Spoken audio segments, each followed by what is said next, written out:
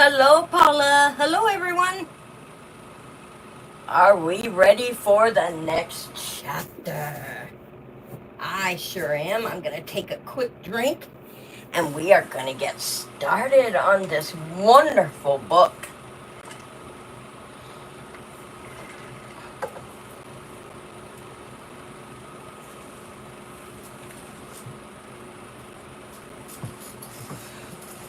Do I sound all right, Paula? Can you hear me okay?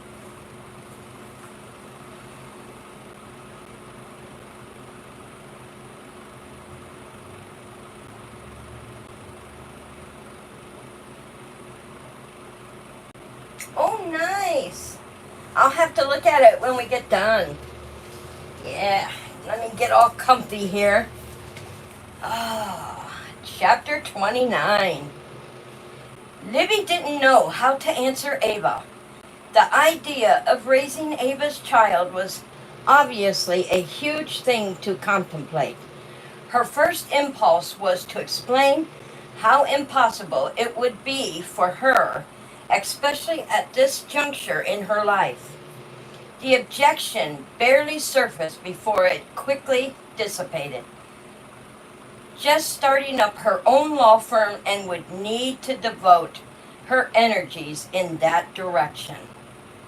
But slowly, gradually, her thinking came around to the place her heart had gone immediately. This baby belonged with her. She would love Ava's child and build her life around this baby. Philip phoned Sunday morning to ask if she'd like to take a drive up to Paradise on Mount Rainier. In all the years Libby had lived in the Seattle area, she never once visited the national park or been to the lodge there, although she had heard great things. Philip told her he'd booked lunch reservations for them, and he thought it was time they talked. Libby agreed.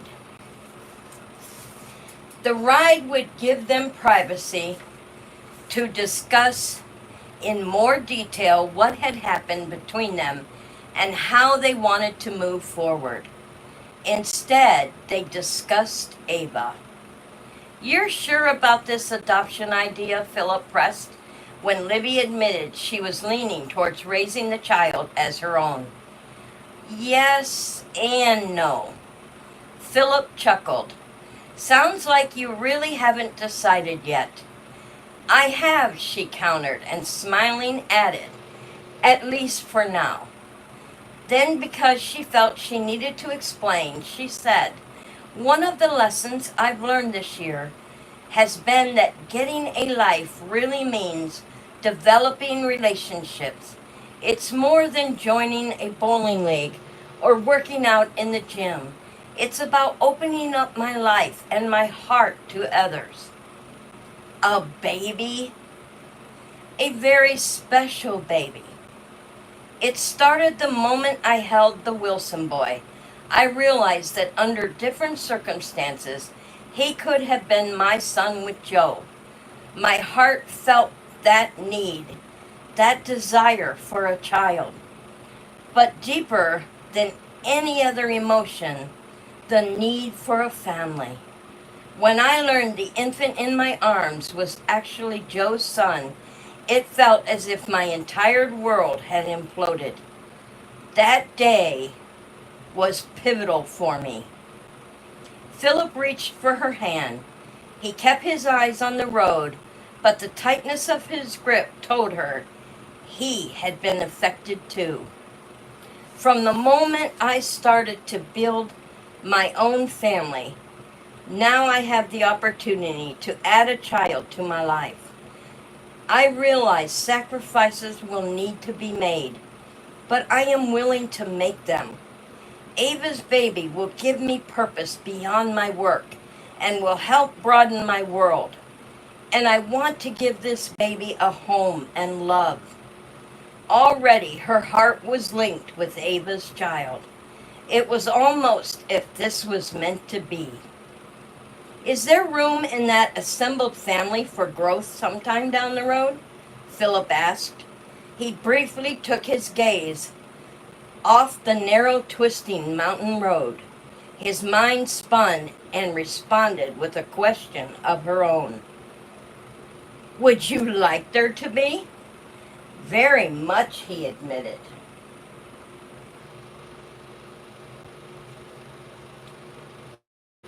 Libby sighed. They spent a wonderful day together.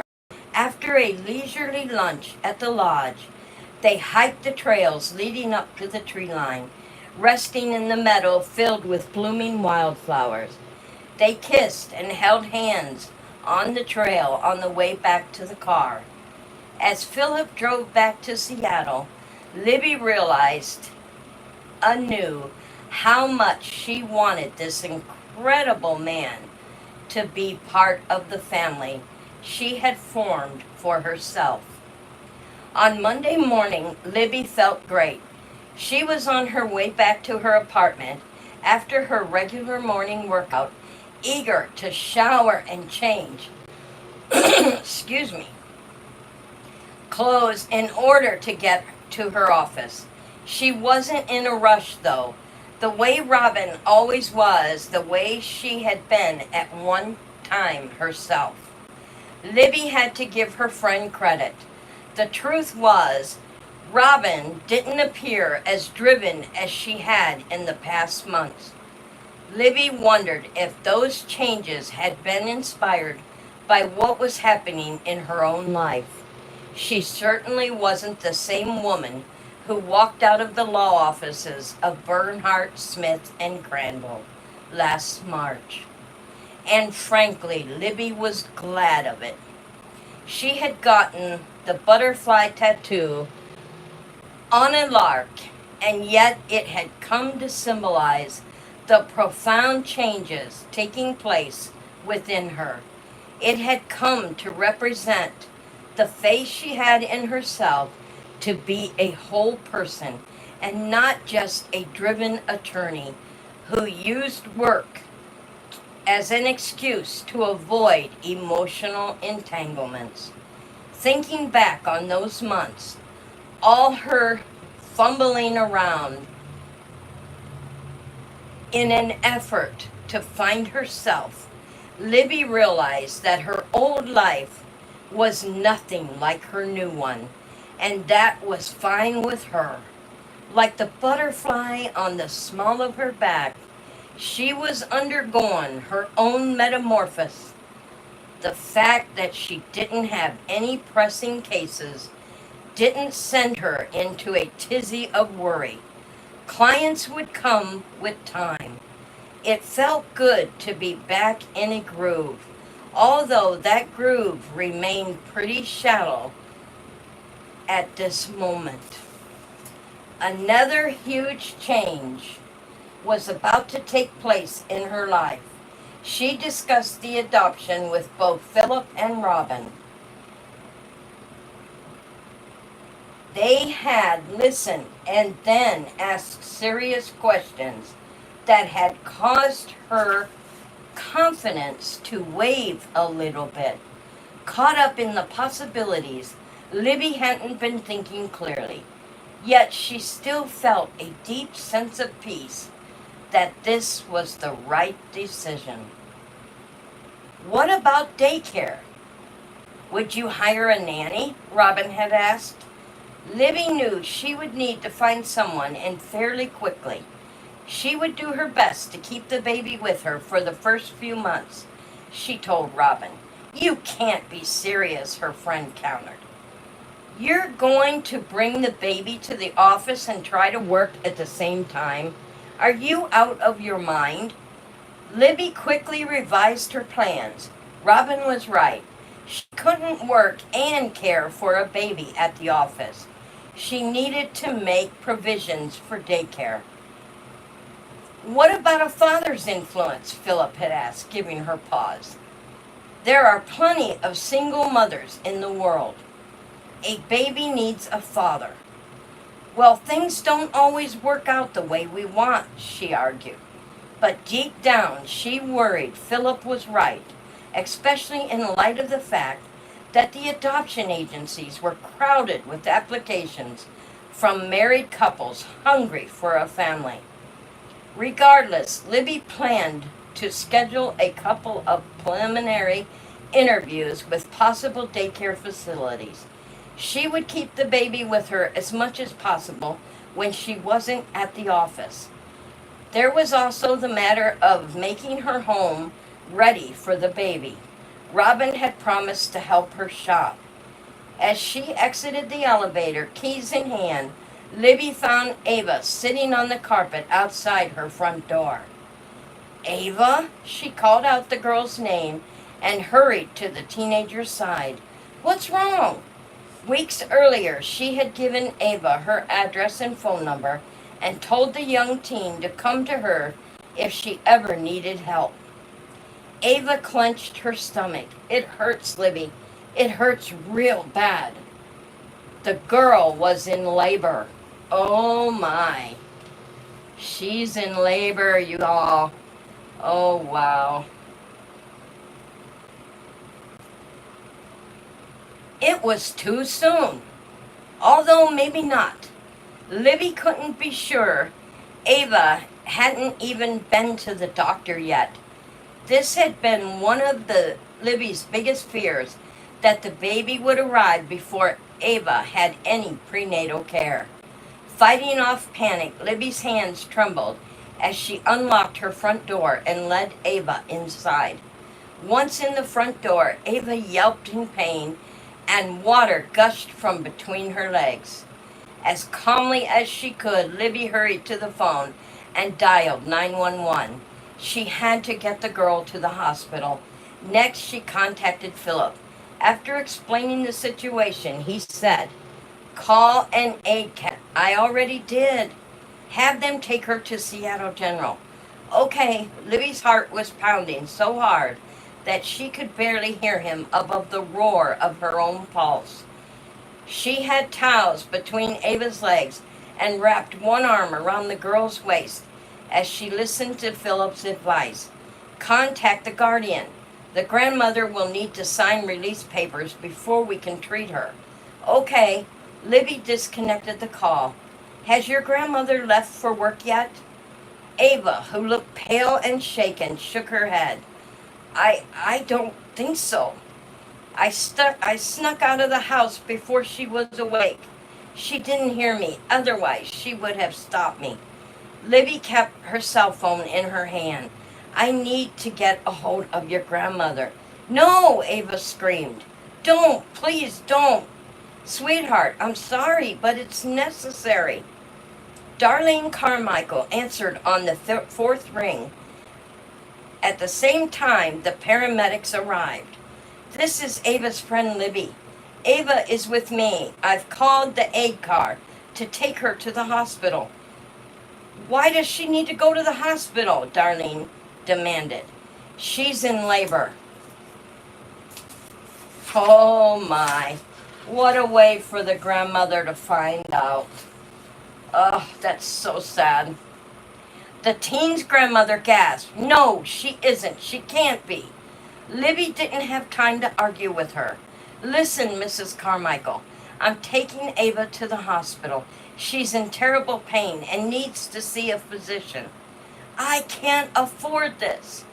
"I don't want you to worry about the expense. That isn't important just now. Taking care of Ava and her baby is." Libby was willing to agree to just about anything as long as Ava's grandmother cooperated. "You need to meet me at Seattle General to sign papers in order for Ava to be treated."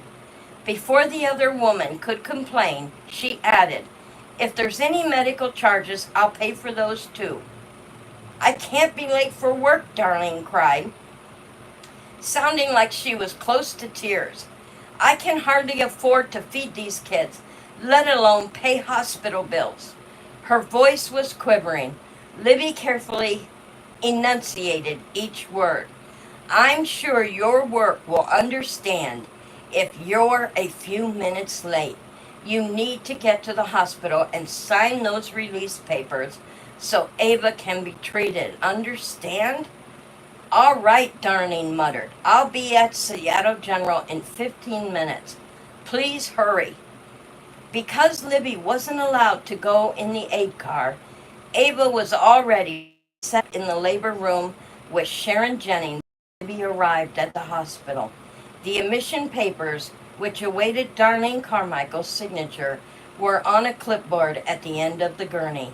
Libby, Ava half rose from the bed and stretched her arms towards her. Libby grabbed a hold of the girl's hand and brought it to her lips. I'm here. Everything is going to be fine. Ava relaxed against the pillow and breathed in deeply. No one told me it would hurt this much. Never having experienced labor and never had been with anyone who had, Libby hardly knew what to say to comfort her. She hoped the pain wouldn't get much worse. As it was, the teen's face was pale and pinched. Her eyes were wide with pain and fear. Libby brushed her hair back from Ava's forehead. The teenager looked so young and vulnerable against the white sheets, far too young to be in this predicament. Within a few minutes, Libby heard Darlene Carmichael outside the labor room. Where is she? Darlene called out. What have you done with my granddaughter? Apparently someone pointed the way because Darlene burst into the room. What is Ava doing in here? She demanded, not bothering to greet her granddaughter. Ava is in labor, Sharon said, and handed Darlene the clipboard for her signature. Darlene penned her name and handed it back to Sharon. In labor? Are you all fools? Ava isn't having any baby. She just eats too much. Just then, a pain contorted Ava, and she squeezed her eyes closed and groaned while twisting her head back and forth against the pillow. Make the pain stop. Make it stop. As the labor pain eased and exhaled and gradually relaxed. Tell them you aren't pregnant, Darlene told her granddaughter. Grandma, Ava said, her voice reed thin. I'm having a baby. Darlene grasped and cupped her hand over her mouth. Mrs. Carmichael, Sharon said, glancing down at the chart and Darlene's signature, your granddaughter is in labor. She is definitely giving birth within the next few hours. She's only 13, Darlene cried. Apparently she's old enough, Sharon replied calmly. She brought an IV bag over to Ava. What's she doing? Ava demanded of Libby, watching Sharon. She gripped a hold of Libby's hand so hard that she had to pry the girl's fingers loose. I don't like needles. It's all right, Libby assured her. Turn your head away and don't look. Darlene stood by mutely, as if in shock, while Sharon inserted the needle into Ava's arm and then secured it with tape. Oh my. I don't believe this is happening, Darlene cried and started to weep loudly. All this time, I just thought she was overeating. I'm sorry, Grandma, I'm sorry. Ava started to sob. It's all right, Libby tried to reassure Ava. I can't have you upsetting my patient, Sharon told Ava's grandmother. Darlene Carmichael wiped the tears from her face. What are we going to do? A baby? How will I ever be able to afford a baby?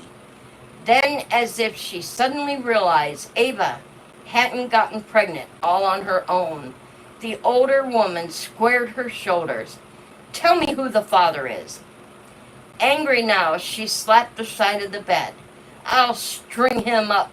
I will. Mrs. Carmichael, Sharon said again, you're upsetting my patient. You don't think I'm upset? Darlene flared back. I just found out that my 13-year-old granddaughter is having a baby. With that, she gave a wail of frustration and shock. Grandma, I'm sorry. I'm so sorry. Mrs. Carmichael, Libby said, putting her arm around the older woman. Now isn't the time to demand answers. Ava hates that she disappointed you. I want you to know who did this to her. Who's responsible? Libby had guessed, but she couldn't be sure. There will be time enough later to find that out. Right now, we need to do everything we can to help your granddaughter. Darlene stared back at her as if she hadn't understood a word Libby had said. If I'm late again for work, I will lose my job. Then what will happen to us? Ava endured another contraction, thrashing her head back and forth against the pillow as softly whimpering. It hurts, it hurts. She clenched a hold of Libby's hand in a grip so tight it left marks. Help her, Darlene cried. Do something to help her. It was easy to see that the grandmother would be more of a distraction than a help. Ava must have felt the same thing. Go on to work, Grandma. I'll be okay. Please leave, okay? Darlene hesitated, then nodded. Okay, but someone will phone me, right? Of course, Libby promised. Darlene Carmichael patted Ava's shoulder. Everything will work out, Ava. I'll find out who did this to you, and we'll deal with what to do with the baby later. Don't you worry. Tears glistened in her eyes as she turned away and hurried out the labor room door. Who's her physician? Sharon asked. She doesn't have one, Libby explained.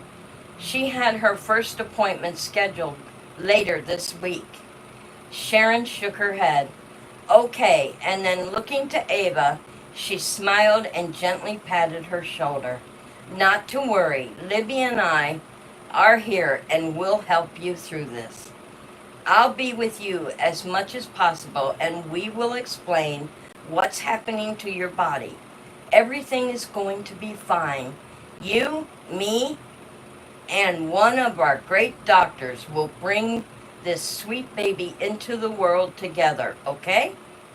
Her reassuring voice was exactly what Ava needed. Okay, she agreed, her own eyes bright with tears. But I want Libby with me, too. You got it, Sharon said, and gave Ava's arm a squeeze. Libby stayed with her as the labor progressed. Sing to me, Ava pleaded. Sing to me the way you said you sing to the babies.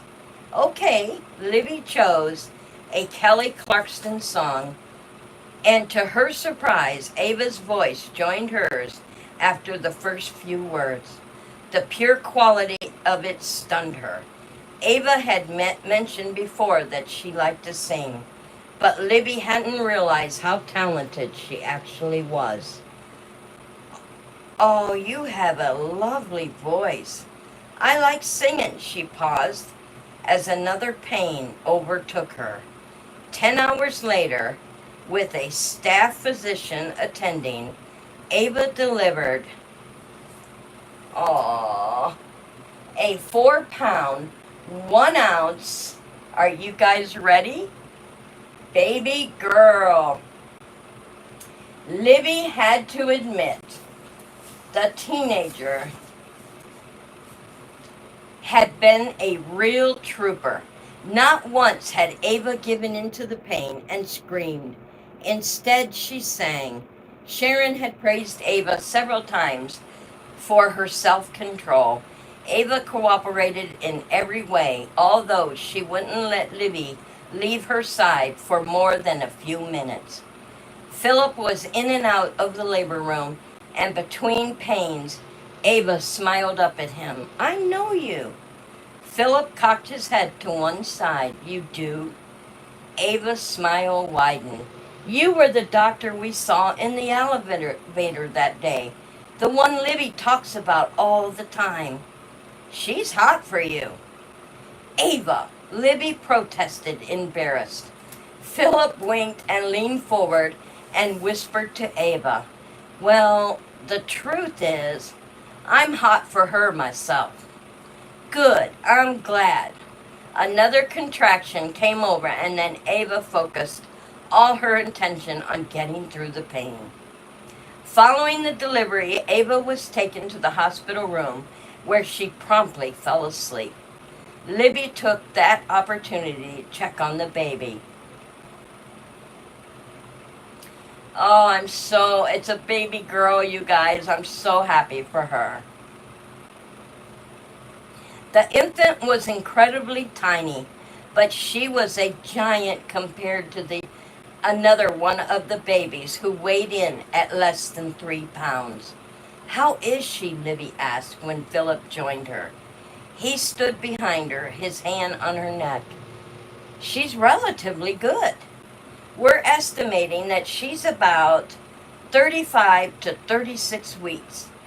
Early is never ideal, but her vitals are strong and her lungs seem developed enough that she should be fine. She's perfect, isn't she? Libby whispered, looking down on the small sleeping bundle. And so beautiful. Her voice cracked with emotion. This was her child, her daughter. Philip brought her closer.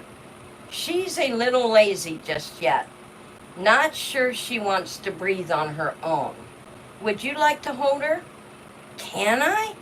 Of course. Philip reached into the incubator and tenderly lifted the newborn from her bed, placing the tiny bundle into the cradle of Libby's arms. Libby sank into the rocking chair and was surprised when the baby opened her eyes and looked straight up at her. Their gazes connected, and it seemed as if this tiny 4-pound baby had found a soft place to nestle in Libby's heart. To her surprise, Libby's eyes instantly moistened. I would like to name her Amy Jo, she whispered. My mother's middle name was Jo, and I've always liked the name Amy.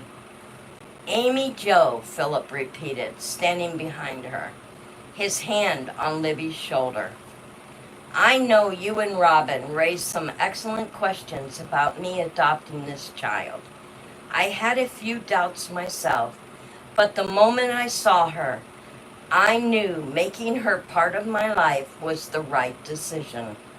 I'm going through with the adoption, Philip. This baby is my daughter. His hands tightened briefly against her shoulder. You're going to be a wonderful mother. His confidence in her meant everything to Libby. She crossed her arm over her chest and placed her hand on his, resting on her shoulder. Thank you, she whispered, as the emotion clogged her throat.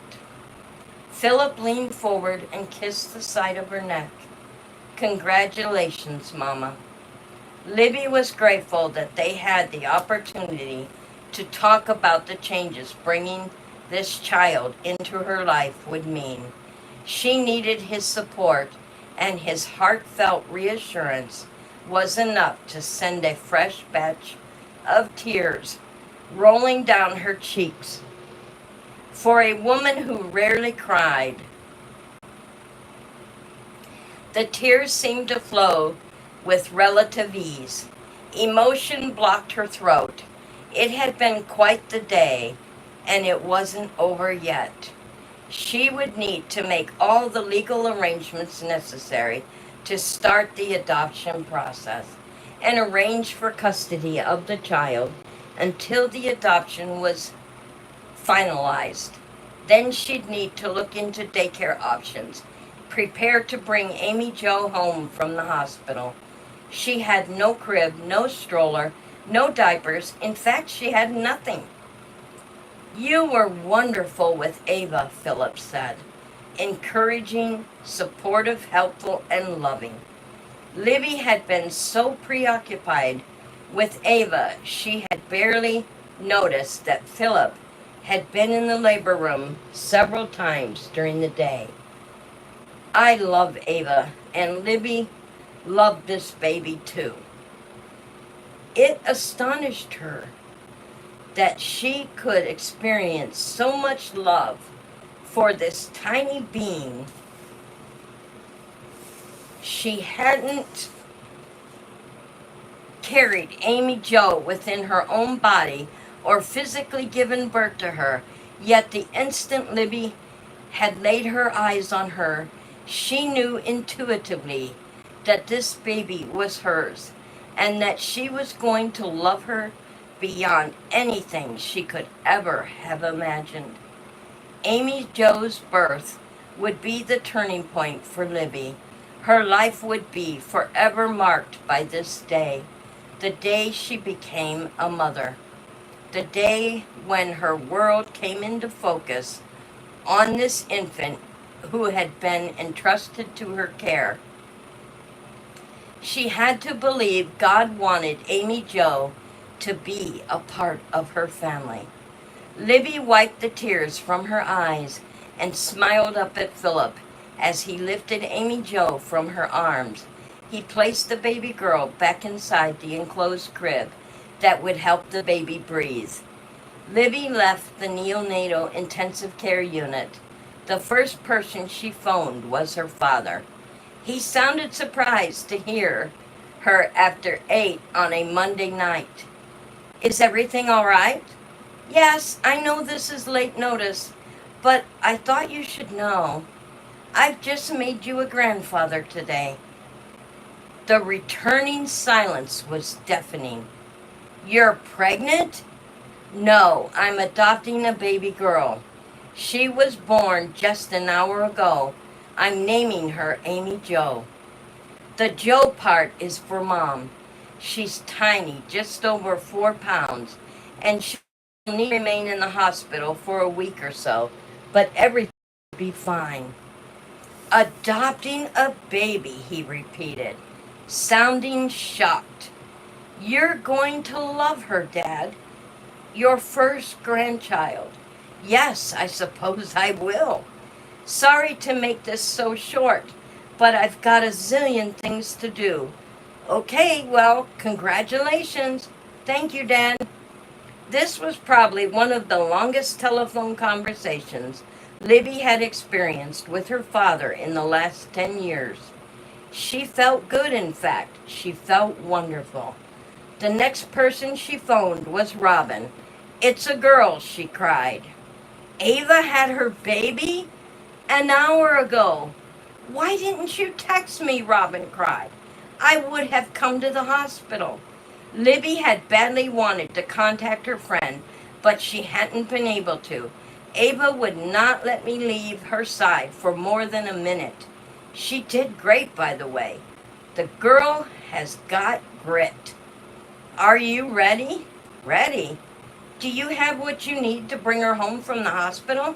Not a single thing, Libby started to giggle.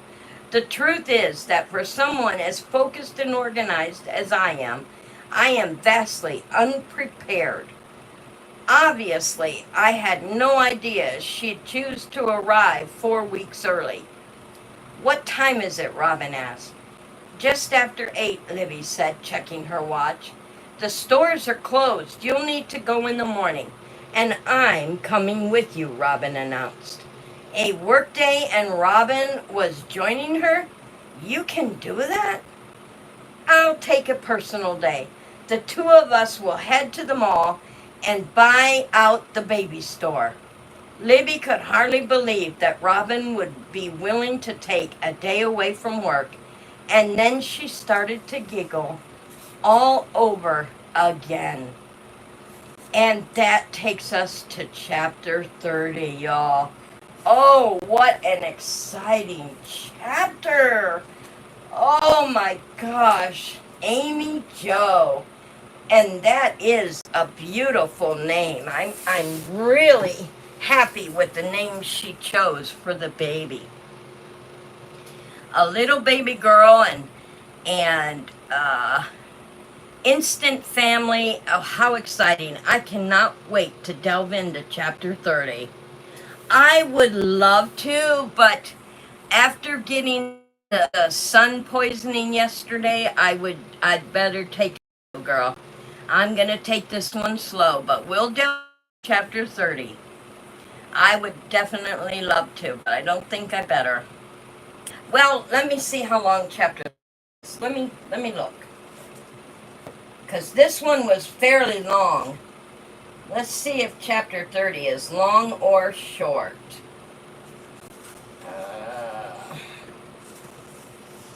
Yeah, chapter 30 also is a little longer, so we'll have to wait until another day for that one. But I hope you all enjoyed. This was really good, you guys. And I am excited for Libby, and I'm excited for Ava. And I don't like how the grandmother act, though, but we'll talk about that in the book club. I hope you all have a good night's sleep. And until then, I'll see you in the next live, y'all.